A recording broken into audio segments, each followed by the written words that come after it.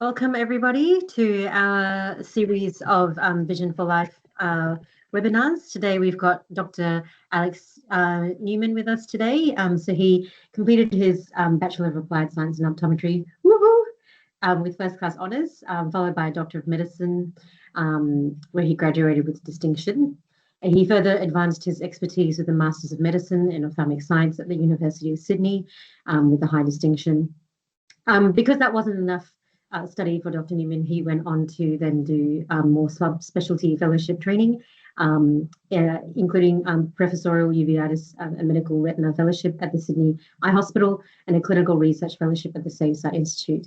And he also undertook a fellowship year at the Mater Hospital, Royal Brisbane and Ocular Oncology Service in Queensland in 2023.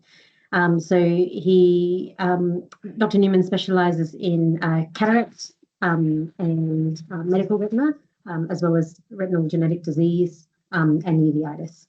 So we're very lucky to have Dr. Newman here with us to talk to us about macular edema. Thanks so much. It's funny when you say it like that, Joe, because I do have other things in my life that I enjoy doing other than eyes, but it seems like I have spent a long time looking at eyeballs. Well, it's super good to meet you all here online. Hundreds of people, unbelievable. Thanks for all coming.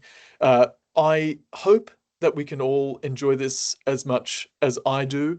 The die was cast a long time ago for vein occlusions being the topic, so I've tried to make it as exciting as these things get. But I think so. Hopefully, it's something interesting that we can all get a bit out of. So I'm just going to start sharing my screen here.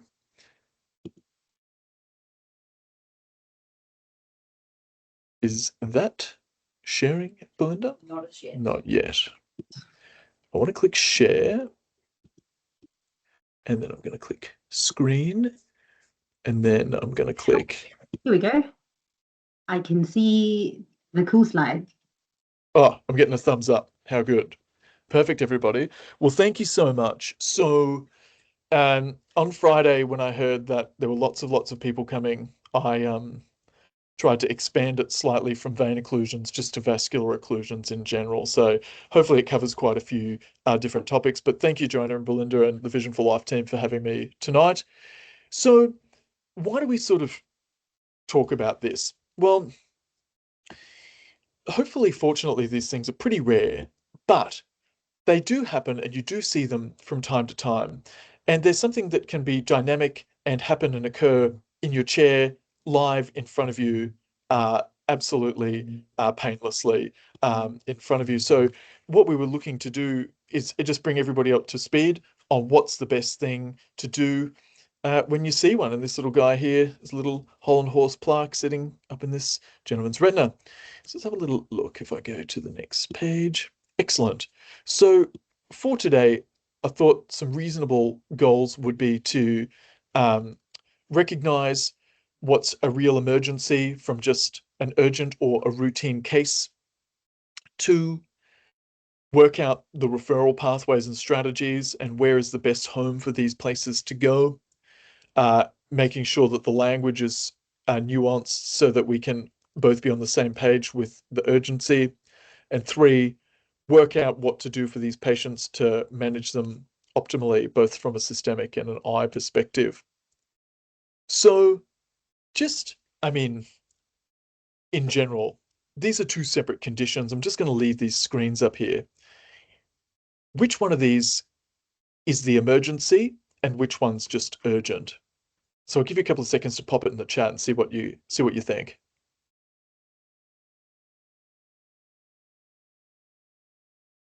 And Belinda as well. See if any. Let me know if they pop up. What do we get? What do we get? No. Well, how long does that patient look like that in case A, Dr. Newman? Perfect. Exactly. Branch retinal artery occlusion is patient A, and branch retinal vein occlusion is patient B. So one of these is, got a severe risk of hemispheric cerebral vascular accident or stroke, and the other one is still urgent, but much less so, and might be at risk of having acute hypertension, which we need to look out for. So I'm just going to mute that down. Perfect. Next, having a look here.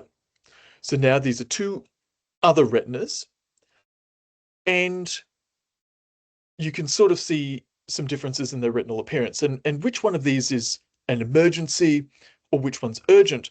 And you might be starting to build up a mental picture looking at these two.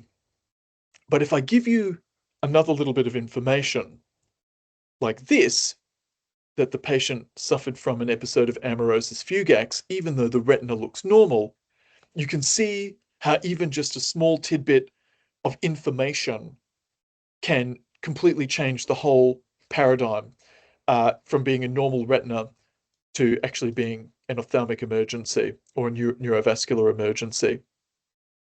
So we do worry about people with amaurosis fugax because they are at super high risk for a 30-day stroke morbidity, and that could be even as high as 20% of people.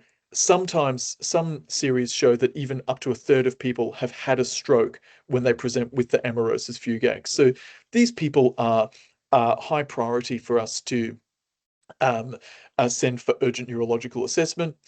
And really, I don't know if you guys remember back to your ophthalmic anatomy a million years ago, but after the neural tube is formed, the eyes sort of bud off the neurological structures. And so there's a lot of homology between the central nervous system and the eyes, and they're basically an extension both of the neural retinal tissue and the vasculature. And so these things that lead to retinal artery occlusions also are the same pathologies that cause acute cerebral ischemic strokes. So when we talk about this, of course, we've got an image here. This is your classic Kansky style central retinal artery occlusion. So you've got attenuation of the vessels, you've got a cherry red spot, you've got some venous congestion. This just doesn't look too pale, but eventually that's coming, I'm sure. And so this is an unmistakable central retinal artery occlusion, and there doesn't appear to be any embolus visible in the retinal vasculature. The vision loss is catastrophic, it's painless, and it's all of a sudden, and often people tell you that they woke up with no vision in their eye. Because essentially the way the arteries come off the heart up towards the brain, the first stop is the ophthalmic artery, and then the second stop is the middle cerebral artery to the brain. So often what we're worried about is whatever pathology is driving this, if it had diverted up into the brain instead of forwards towards the eyes, that could have caused a large stroke. And so these people, when you see this, even when they come into a place like where we work at the Royal Brisbane, for instance, where my public position is, they go straight to the emergency department as a stroke workup. And because really the eye, there are some things that we can do for the eyes, which we'll chat about in a moment, but really what you're worried about is the patient having a big stroke, and you've not heralded the eye symptom as the warning sign. This is a bit of a strange slide. I Googled what amaurosis fugax actually means, and it's a combination of the Greek word for dark and the Latin word for fleeting. So the literal translation is the fleeting darkness, and I think that sums it up well. So an amaurosis fugax is a blackness or a dark grey shadow loss of vision that lasts for seconds to minutes.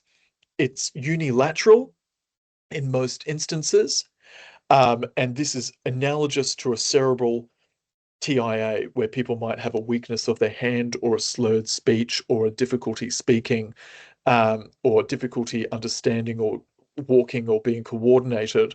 It has really the same underlying systemic risk factor profile and the same risk factor for developing a big stroke, and the eye is often extremely normal when you see them. And so what the patient will often say is that it was a black curtain that came down over my vision, it lasted a short duration, and then fully resolved with a complete recovery of their vision. And often, in most instances, the fundus examination is normal. So this is a diagnosis purely on history. On the photos here, I don't know if that's abundantly clear, but there's a small, at the first order bifurcation of the retinal arteriole inferiorly, you can see a small occlusive embolus. And this hemorrhage that's extending is after a YAG embolotomy, I guess, has been performed to dislodge the embolus. And so it does obviously generate a vitreous hemorrhage, but you can see patency of the retinal arteriole distal to the occlusion following the laser. So there are lots of things that we can do. So when we see these people, when it's a central retinal artery occlusion, branch retinal artery occlusion, or amaurosis fugax, we've got the classic clinical constellation of symptoms, which is either going to be a severe monocular vision loss, sectoral vision loss in a branch retinal artery occlusion. Both of these are persistent, or for the amaurosis, a transient monocular event. All of these conditions go to the emergency department. So the branch retinal and central retinal artery occlusions will go straight to the ED for a stroke workup, and the amaurosis fugax will be admitted under the medical teams for a TIA pathway where they get all of their systemic investigations. And basically, it's just looking really for what has caused it underlying. So basically, there are numerous things that can cause it. Probably 80% of the time, it's just from a ruptured cholesterol plaque in the artery, but there can be carotid disease and carotid plaque. That's what this image here is. This is a carotid ultrasound, and you can see an unstable atheroma in the wall of the carotid artery there. Atrial fibrillation, which was the previous ECG, cardiac valve disease, hypercoagulable states, and giant cell arteritis. So we would always try to question about scalp tenderness and jaw claudication to see if there was an inflammatory vasculitic cause for the retinal artery occlusion.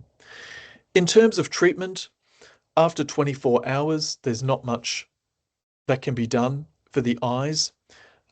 We don't actually know how long the eyes have, but it's possibly several hours, but up to 24 hours, we'll usually attempt something. Most of the treatments for the retinal artery occlusions are aimed at dislodging the embolus further down the retinal arterial tree so that a big visual field defect becomes smaller. So it starts off with simple things like massage with the gonioprism to try and dislodge the embolus with those sort of almost percussive pressure waves. Oxygen, high concentration inhaled oxygen, carbogen rebreathing, which tries to dilate the vasculature to allow the embolus to pass, or lowering the intraocular pressure.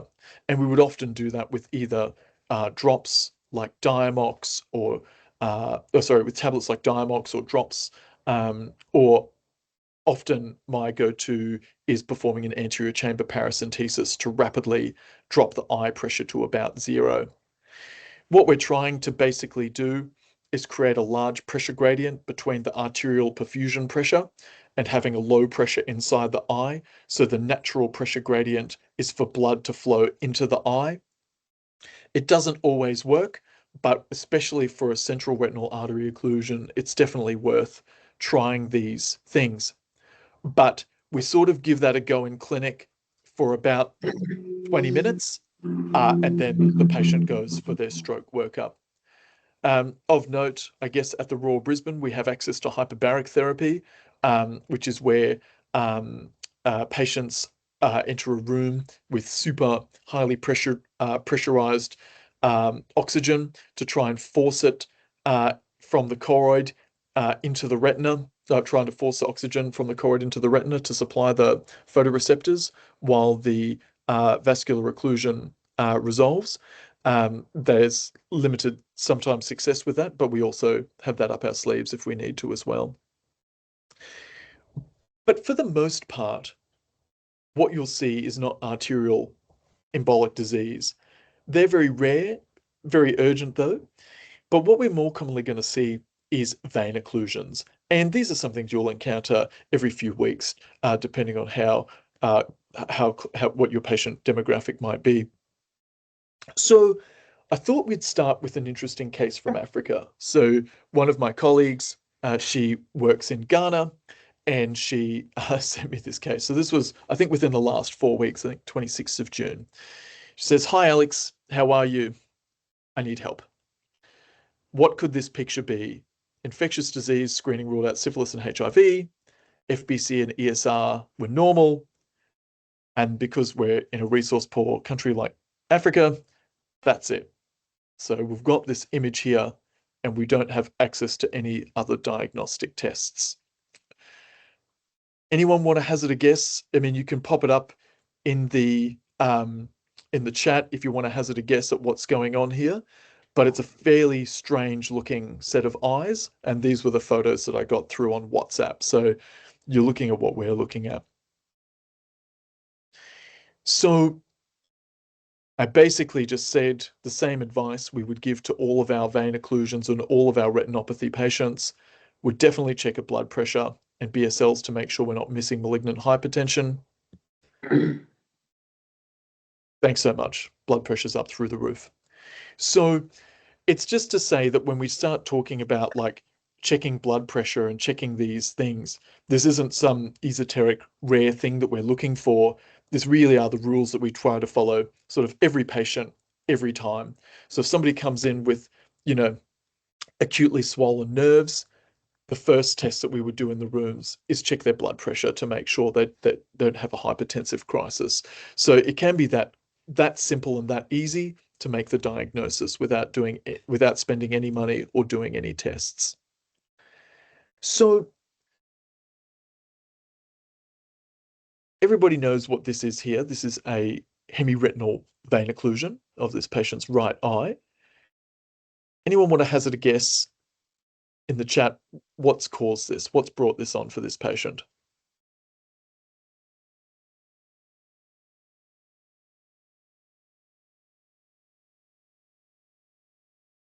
Nothing through yet? Anyone want to hazard a guess why this patient got a vein occlusion? Stress? Yep.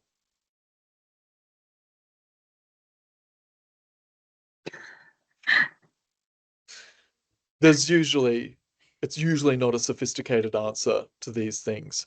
Yeah, it's always hypertension. So when we look at cross-sectional studies through large numbers of people, whether that's in Australia, whether that's overseas, Singapore, Netherlands, wherever the patients might be, when we look at these large cross-sectional studies, the two risk factors that time and time again come up for vein occlusions are age, which is non-modifiable, and hypertension, systemic arterial hypertension, which is modifiable. And so that's basically what you're going to see almost ubiquitously across all of these vein occlusions. So we know that for just about everybody, it's the dominant modifiable risk factor. You can't change your genetic predisposition, your age, or your gender that's going to predispose you to developing this. We're really looking for other things that could be causing it, and high blood pressure is the big ticket item here. And the reason why we worry about it is if you've had such severe chronic hypertension that you can explode the veins in your eye, we kind of worry what might be going on in other cardiovascular systems, such as your heart, your kidneys, or the cerebral vasculature, to work out whether, because we can't directly see them, you can only really see what's going on in the eyes. So we think that this retinal vein occlusion portends a more significant cardiovascular prognosis rather than just an ophthalmic prognosis in isolation. But smoking and things like obstructive sleep apnea make the risk worse. And sleep apnea is a little bit different to snoring. It's basically where people stop breathing when they're asleep because their airways close off. And so they might wake up overnight 180, 200, 300 times from their body having to keep waking them up so they can start breathing again. And every time they wake up, their blood pressure shoots up a little bit. And so they just get this chronically elevated high blood pressure overnight. which we think is also contributory. So there are a few different styles of vein occlusion. I won't dwell on this too much. This will just be a rapid sort of look through. But of course, in the top image here, we have the branch retinal vein occlusion. Most often, it's in the supratemporal arcade. That's just where there's a classic venular crossing. So that would be the most common place. Probably 70% of the time, it'll be supratemporal for a branch retinal vein occlusion. You get the sector hemorrhages, cotton wool spots, and the visual prognosis is actually quite good. There's a decent association, probably a third will develop macular edema, and untreated, depending on the size of the ischemic area, about 40% of people will get neovascularization elsewhere within the retina. So even if they don't get macular edema, my usual practice pattern is to see these people every 3 months for about a year, just to make sure that they don't, just to ward off evil spirits and make sure that they don't get any neovascularization anywhere. So it's probably a pretty safe one to get. Hemi-retinal vein occlusion is basically just where the superior retinal venule or inferior retinal venule has become occluded, which leads to a similar constellation of findings. Its prognosis is intermediate compared with a branch and a central retinal vein occlusion. So it's kind of slightly worse off than a branch, but slightly better off than a central, which kind of is intuitive. When we start talking about a central retinal vein occlusions, there's two different types, and you can see them here. One is clearly not as bad as the other.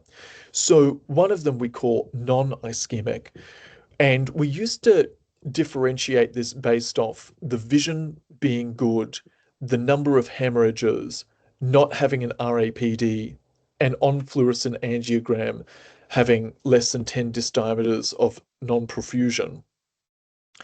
And these patients tend to do quite well. So most of them attain a vision of 612 or better. However, it's worth noting that approximately a third of them over time will convert into an ischemic, and unfortunately, despite all our best efforts, have a poor visual prognosis. And that can happen sort of at any stage over time. The risk of complications is low in terms of neovascularization. However, macular edema is very, very common. The ischemic CRVO, though, they call it like a blood and thunder fundus, and I guess that's kind of stands to reason when you sort of have a look at the picture that we have here. They've got severely reduced vision, hemorrhage, and they've got a lot of retinal non-perfusion on their fluorescent angiogram. These guys often have very, very bad vision, and about half to a third of them will develop neovascular glaucoma. We call it the so-called 100-day glaucoma. So we usually, it's very variable what people do for those guys. I'm a fan of putting down laser pretty quickly and supporting them with intravitreal injections, just until their retina clears and we're sure they're not going to get a nasty glaucoma. So how does it work? Well, basically, back to your, I guess it was maybe Gardens Point days with the physiology, or Virchow's triad, if I'm pronouncing that correctly. So you basically Dr. get an Newman, can you show the arteriosclerosis. hemifield slide again? What was that, sorry? Yes, they just wanted you to go back one. To this one here? Yes. Oh, perfect, of course. Or this one here with the hemi-retinal vein occlusion. Hemifield vein occlusion. Yes, sorry. I think that's the one Linda Tobin has asked us to go back to. Dearest Linda, possibly my favorite optometrist. Well done. Thanks very much. I'm happy to go back. So yeah, so you can see that the hemi-retinal vein occlusion is basically just a less severe version of the central retinal vein occlusion. So it's just half the retina's been impacted there. And the reason why it's a better prognosis is because half of the retina is perfused normally. You're not going to have that profound ischemia driving the neovascular complications. But they can still have a good amount of cystoid macular edema, which needs treatment. So from the chronic hypertension, you get a stiffened arteriole, you get the AV nipping, you get the crossing, the right angle crossing of the artery over the vein, and then eventually there's a compression of the vein, which causes shear stress and sort of endoluminal thrombogenesis, and a clot forms and propagates. This leads to the venous stasis and the hemorrhagic retinopathy. This then leads to a production of VEGF due to the retinal ischemia, which drives the neovascular processes and the macular edema.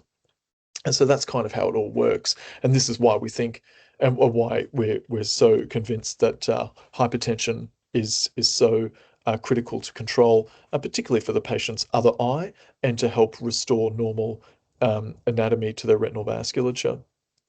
So it's not always just high blood pressure. So we've got things like hypertension and age.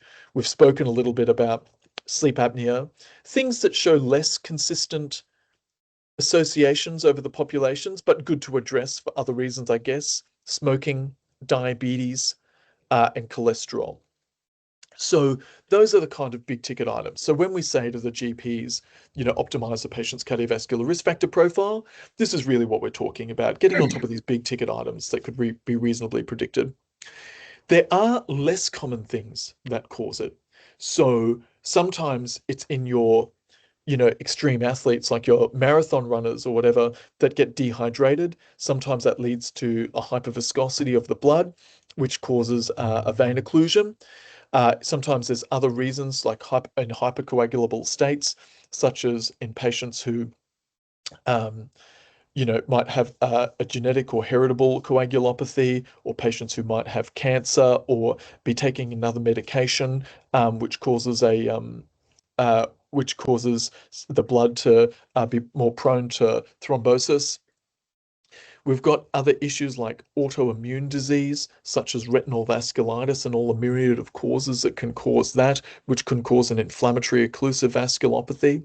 That obviously gets treated a little bit differently. And then you've got people with thrombophilia, such as protein CNS mutation, antithrombin 3, factor 5, Leiden, and prothrombin mutation. So you'll see those bloods come back time and time again, and that's what we're sort of looking for, is to exclude things.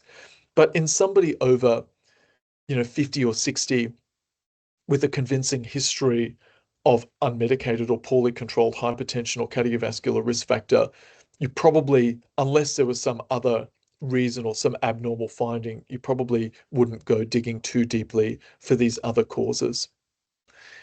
But sometimes it isn't just hypertension, and we need to keep our minds peeled. So this guy's had, this is one of our patients in Sydney, and you can see he's had a vein occlusion with the hemorrhages, but you can see all of the veins are sheathed and covered in a perivenular infiltrate, and there's sort of this weird intraretinal, pre-retinal multifocal hemorrhages. This is very bizarre. And so these are just things that need to prick up your spider senses to just think this is not a usual case. So people under 50, people with bilateral vein occlusions, people with systemic symptoms that you might think they might be fatigued or have a rash or a cough, or have joint pains, or they might have a known cancer, or they might have had weight loss or fevers, or something weird that might tip you off to this being unusual, or just the mere fact that the patient doesn't have any history of hypertension or dyslipidemia or other contributory vascular risk factors. We really need to think about these people and get them off for a thorough systemic workup, and not just sort of a blood pressure check. In the first instance, it's probably reasonable that we have a look at them in the clinic just to see if we can determine whether or not there's a retinal vasculitis, or try and link together some of these things so our investigations can be targeted. Because as you might have seen with some of the uveitis and other inflammatory investigations, they can be weird and wonderful, and some of them can be very helpful, and some of them can be less helpful depending on what you think the diagnosis might be. So I think, what would we change today? Whenever anybody comes in with a vein occlusion, we probably crack on with blood pressure in all patients at all ages, because that's going to be your strongest modifiable risk factor. HbA1c, lipids, smoking cessation, and often the partner will give you the history of sleep apnea, which is easy to sort of historically get. or the GP can order a sleep study if required, and it's a particular concern, such as people with a thick neck or other things that could or increased body weight that could predispose. The thrombophilia and vasculitis screens, it's not very common to need to do that, but the young or atypical patients, we need to think more critically about what the underlying cause could be and whether or not it's localized to the eye or a whole body problem. So I guess why laboring on that, it's because the injections are good for treating the consequence of the vein occlusion, but it's really that risk factor modification which treats the underlying cause. And because hypertension is so prevalent in these patients, if you leave that untreated, the patients do worse with a worse visual prognosis and a higher degree of recurrence and a higher degree of the other eye being affected by vein occlusion also. So this is an OCT from one of my patients. So I'll give you a few seconds there just to throw it up in the chat. Tell me everything you can see in this OCT. There's no right or no wrong, but throw it up and let's go through this OCT together. Yep, we've got a vote for macular edema. Oh, Joanna, well done. My second favorite optometrist after Linda. Good. I'm loving it. There's a bit of subretinal fluid. Okay. I feel exposed now. Well, hopefully those two comments are unrelated and we don't have to phone HR. So, good. So what do you guys reckon about, can you guys see my mouse moving here? Mm, yes. What do you reckon about all this white stuff? Is that ischemia? Yes. Yes, Beck, I'm loving it. This is all good. This is all correct.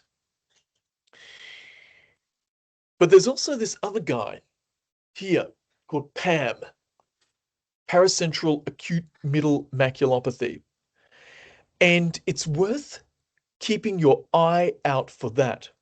These are 3 of my other patients that have PAM for various reasons. And you can see that thickening and hyperreflective band in the inner plexiform into sort of inner nuclear layers.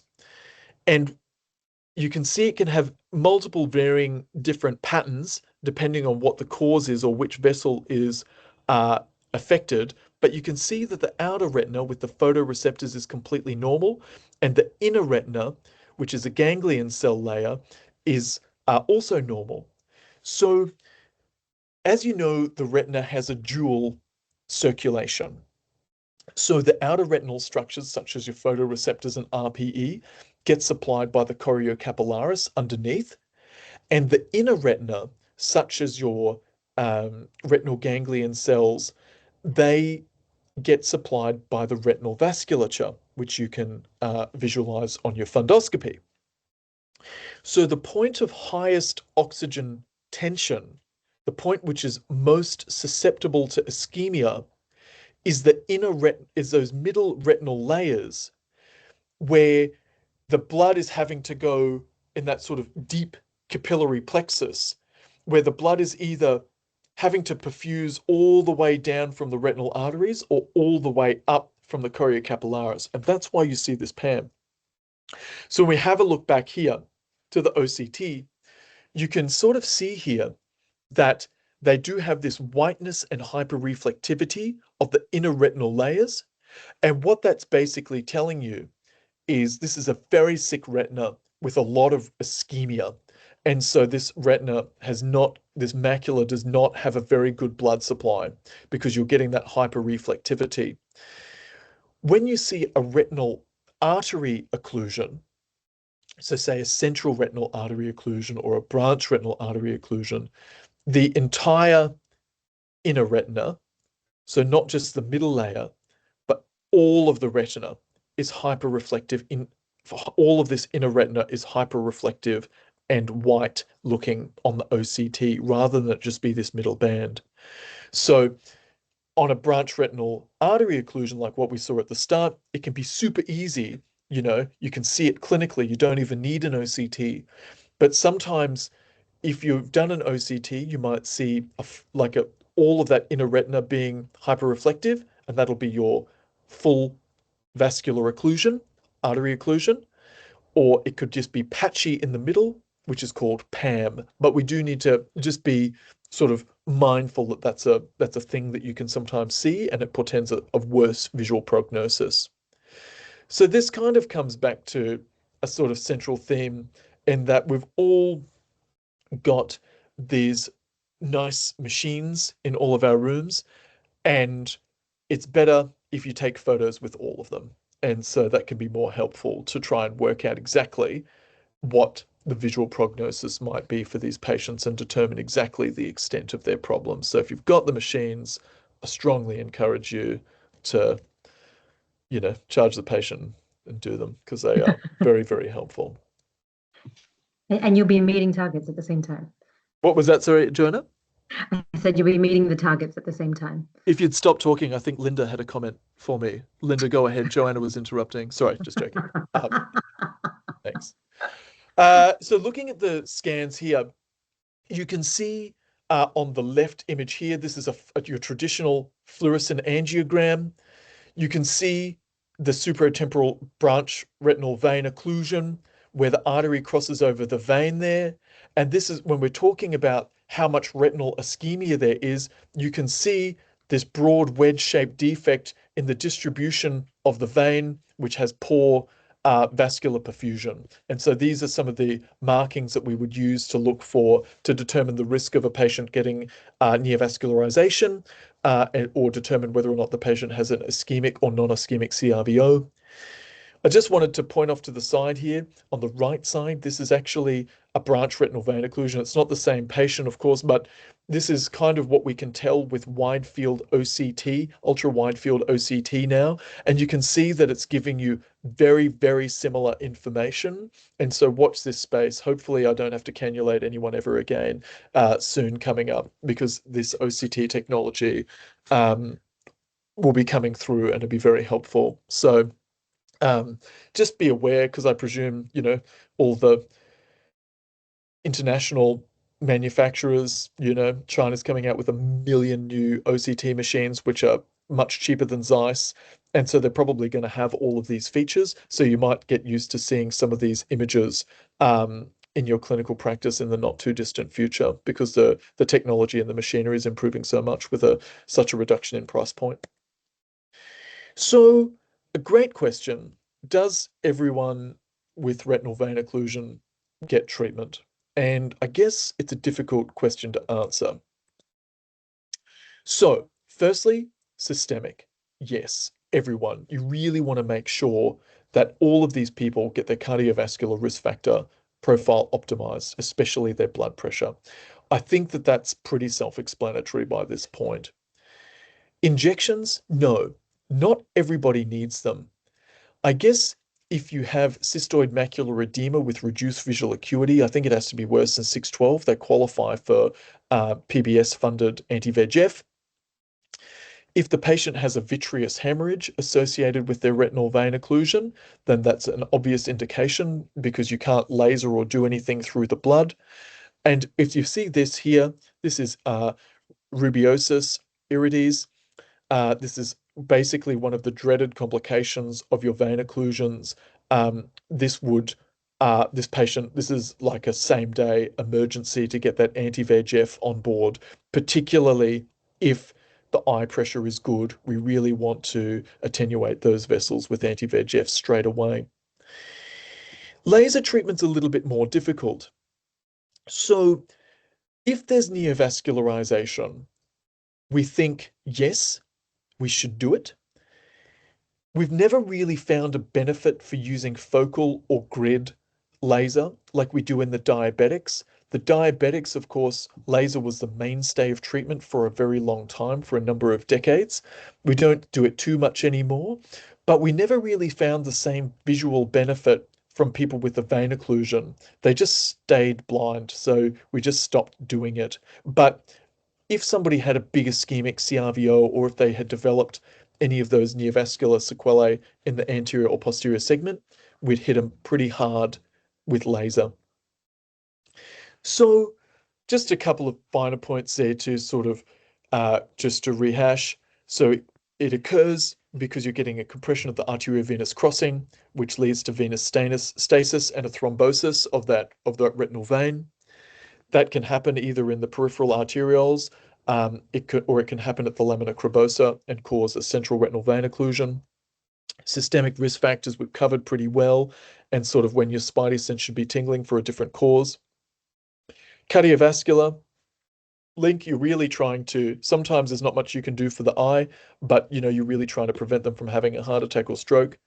And basically, we really want to stress that if you see a vein occlusion with macular edema, it's almost the first port of call is to the GP to check the blood pressure, and then to the ophthalmologist. Like we really feel strongly. I mean, obviously, I can send them to the GP. It's not a big deal, but we really feel strongly that we need to get onto that blood pressure. So a couple of interesting, well, things that I find interesting cases here that when the vein occlusions haven't read the textbook. So for the most part, they all sort of match a clinical phenotype of an older hypertensive patient. And so, these patients all started, probably from some of you referring them, so we can go through and have a look at them. So this is a 19-year-old girl who's presented with blurred vision in her right eye. I want you guys to have a bit of a look in depth at the photo and see what you guys reckon. Where are the occlusions? Is it in the artery, vein, or both? And what are you seeing there?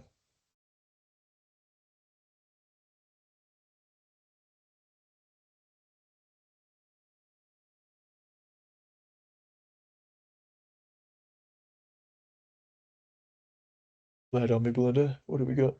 Very quiet. Be cute. See, both. Christopher, you legend, you beast. Absolutely. Roman, too late. Sorry. Next time. So basically, what we're seeing here at the macula is the cherry red spot here, which is implying that there's like some kind of central arteriolar occlusion.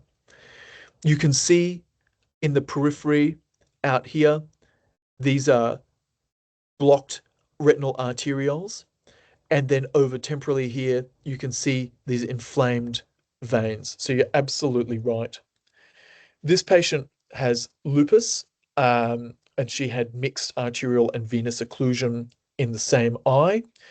And so you don't always have to decide what's occluded. Sometimes it really can be both. And so we have a look. And this is her picture. Because she had such profound ischemia, this is what, if you've not seen it before, this is a terrible looking eye. This is all fibrovascular traction coming off her disc with a big neovascular frond. And all of this stuff is subhyaloid and vitreous hemorrhage. And in fact, she's already had at this stage several thousand shots of PRP, which you can see in the retinal periphery, and she's still continued to progress extremely rapidly. This was after 2 weeks. She'd gone absolutely terribly. And so we did manage to get her under control. So she's obviously had completion of her PRP here, but she ended up on high-dose immunosuppression for the lupus. She ended up on anti-TB treatment. She ended up with a vitrectomy and a desegmentation and delamination to peel off that membrane, cataract surgery, PRP, and some intravitreal anti-VEGF. So these cases can go very badly, very quickly. And I guess the reason why I bring up the sort of mixed arterial and venous is just even in general, for a whole body vasculitis perspective, they broadly try and typify veins into arterial, venous, or mixed as well. It's called the Chapel Hill consensus. It doesn't always hold true for everything, and not everybody believes in it. But there are some other diseases that you'll see coming up that predominantly affect the retinal arterioles, and other ones that predominantly affect the retinal veins. And so it's worthwhile delineating where you think the problem is to narrow down your investigations and where you think the what you think the diagnosis might be. What's that patient's vision post Oh, hand everything? movements, perception of light. Yep. Okay. So can you see this like little sheeny thing there? Is that oil? It is oil. Well done. So she has had, yes, a tremendously bad outcome. I mean, there was nothing more that could be done, but it's still she'd presented actually with hand movements, count fingers vision anyway. So I don't think her vision got worse over time, but yes, she's maintained under oil currently. This is another one of my patients from the Royale, 23-year-old woman, plaques on both elbows, had blurred vision in her left eye. And, we'll have a chat about the skin history here. But this is a particular phenotype of vein occlusion called a macular BRVO. And so it's when one of the very small vessels near the macula has, probably this guy here, has become occluded rather than one of the larger vessels. So you can just have what we call a macular BRVO, which is what this young girl has had. And yeah, it turns out that it does matter. And it's not to say that her psoriasis caused the vein occlusion, but people that have psoriasis are more prone to develop them. I think the hazard ratio is about 1.7 compared to a normal person.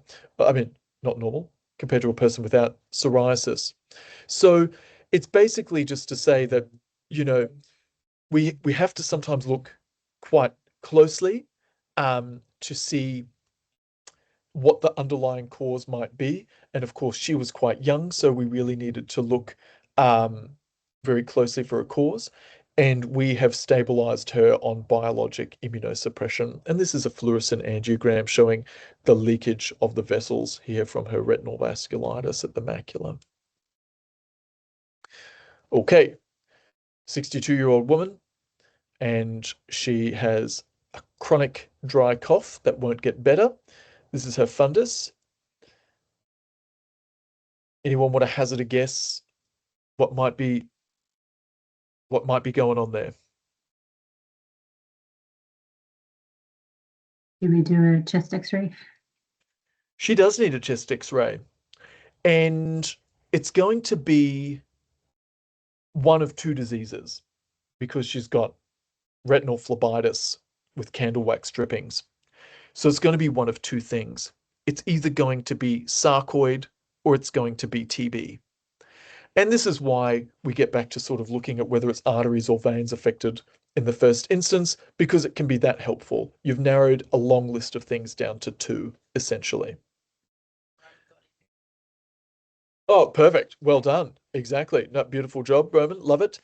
So this patient has the candle wax drippings, and we had seen that before we were able to diagnose the patient. She ended up with sarcoidosis, but you're right, Roman, you don't actually know that it's sarcoid. One of the diagnostic criteria for sarcoidosis is that they have a negative tuberculosis test. And so you're absolutely right. That's one of the very first tests that we would do, and we would do chest imaging, exactly as you've suggested as well, Joanna, just to make sure that they were okay. And so sometimes you can be the person who actually identifies the systemic diagnosis in these patients, and she's maintained in remission on methotrexate. This is another patient, 76-year-old lady that I've seen very recently in clinic, and she has slowly progressive bilateral field loss. And I know the photo is quite zoomed out, but really you can just see these tiny, thready retinal vessels. Both arteries and veins appear to be affected. She's got blot hemorrhages in the mid-peripheral retina here. And this is what we would call ocular ischemic syndrome, is what this patient has. And so you can see, even though it's the vessels that are occluded, the whole eye is basically having a reduced blood flow. So this patient had severe carotid insufficiency, and throughout her workup, unfortunately, we also diagnosed cancer, breast cancer, and so we were not 100% sure whether or not the sort of cancer-associated thrombosis had sort of exaggerated her ocular ischemic syndrome. And so basically, the whole point of that is when these people come in and they don't have the usual risk factors, irrespective of the age, you really just have to keep digging to try and find what the cause might be. And for this patient, I think, as you can appreciate, for the majority of patients, these patients are all managed in a multidisciplinary fashion. And whether that's just you and me, or you, me, and the GP, or whether or not I need to refer to a respiratory physician or rheumatologist, you know, it would be good. But, you know, if you do think anybody does need investigation, I'm always happy to have a look, because there's nothing worse, say, for that patient that Roman had correctly suggested doing a quantiferon test for TB. There's nothing worse than having some vasculitis bloods done with an ENA and an ANA and an ANCA, which is all going to be strongly associated with arterial disease, and not having a chest X-ray and a quantiferon. There's just no point doing it that way. So usually, if we can sort of phenotype the eye, we can come up with a sensible set of investigations which can direct further management. Please. So it doesn't necessarily cause carotid insufficiency, but it does lend itself to being in a prothrombotic state. And so, say, you were just walking down the street and you got a blood clot in your leg. The first things the physicians would be looking for in somebody with an unprovoked DVT would be, do you have an underlying cancer which is driving this and driving your procoagulant state? And so the mechanisms are all hematological and to do with vascular adhesion and forming that thrombus, usually in the small blood vessels. But it was just that her carotids had narrowed, and we wondered, well, is she getting small vessel disease on top of the large vessel disease? And, is that causing a potential problem? And so, she's under the care of about 6 specialists to try and work out what to do for her, because it's often not so straightforward with these cases to work out what the best course of treatment is.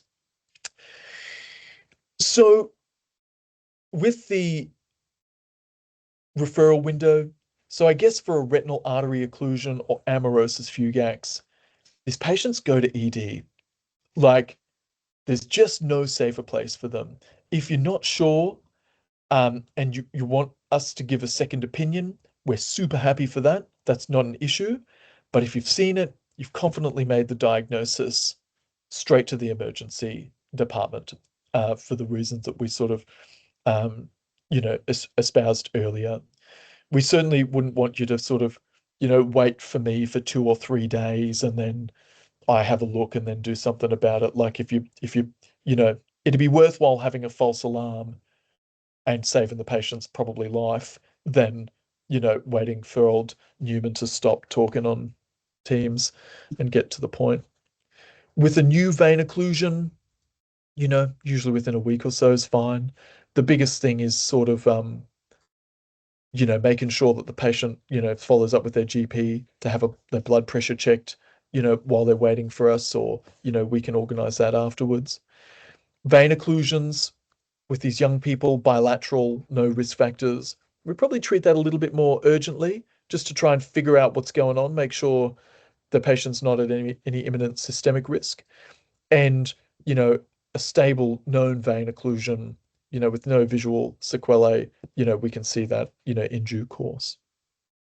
So what really helps me is the onset, laterality, vision, even if it's poor, counting fingers is still helpful. Any known relevant history, such as the common ones, cardiovascular ones, or if they have any known autoimmune or neoplastic disease. And any imaging. Like, I notice all of you guys always attach the images. It's fantastic. It's super helpful. It helps me triage. But even if it's attaching prior imaging that was normal, that's also super informative. So at least we can sort of nut down when the actual problem arise, because sometimes you detect these things incidentally and we're not really sure when they came about. But if you've got normal imaging historically, that can also be extremely helpful. I'm also always happy to get calls. I know a few of my peeps on the north side reach out occasionally, which is great. I just haven't put my phone number on here in case the presentation does end up online. I thought that might be dangerous. In case it started, already get enough telemarketers calling me as it is. But, we can disseminate my personal number to you for emergencies, of course. What happens after we get it? We usually try and see them right away. We do try and prioritize who's the most urgent to get them in. Obviously, we'll get out my number to you guys for direct urgent cases, and for, if you're not sure about what to do, or, text me through the images on WhatsApp or something so I can have a look. And then we get a shared plan together to work out what we're going to do sort of moving forwards. Sort of, I guess, as a retinal specialist, we sort of have engineered at Vision for Life here a rapid access pathway. So essentially, there's always space for these vascular occlusions and vein occlusions and things to make their way into us, and we just sort of, have dedicated space for these people to attend at short notice. So, even if it's a false alarm, just let us have a look, and we'd be more than happy to have a look.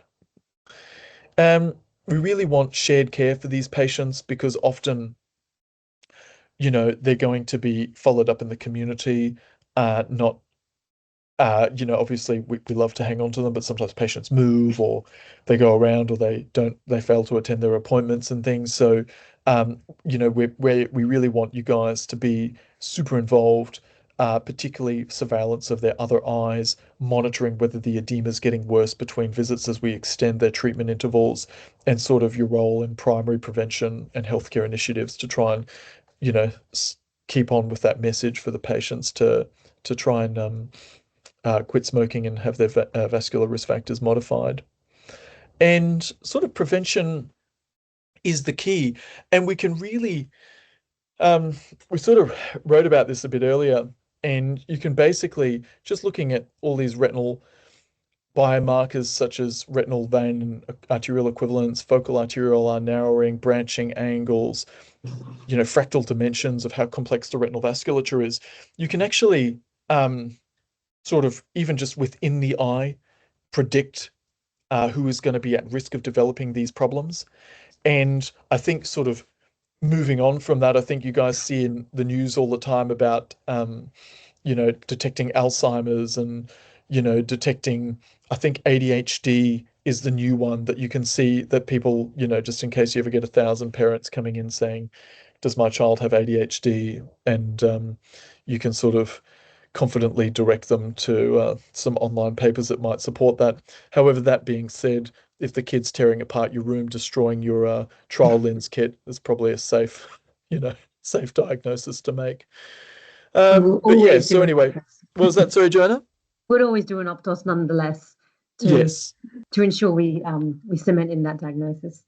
Exactly. Yeah. So 5 things to remember.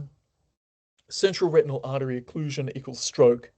Amaurosis fugax is a TIA. These are both emergency problems.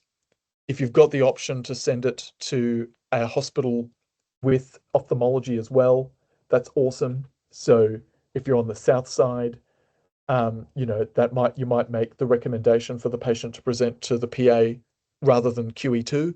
QE2's got neurology, but they won't have ophthalmology. And so sometimes what they'll do is they'll be like, oh, central retinal artery occlusion, we'll see about that. We'll go and send them over to the PA to get the ophthalmologist to have a look. And then 12 hours later, something gets done. Whereas sometimes if we direct that referral straight to where there's combined ophthalmology and neurology, so that'll be your SCU, GCUH, PA, MARTA, Raw Brisbane. Those are your big centres that have the big eye departments. But if you're sort of up remote and say you're at Emerald, then you really have no choice but to just send to your local emergency department with a letter, and they will contact the relevant treating teams in Brisbane at their sort of quaternary referral hub. So the retina, it's more than just an eye exam. It's giving you a lot of information about the cardiovascular system.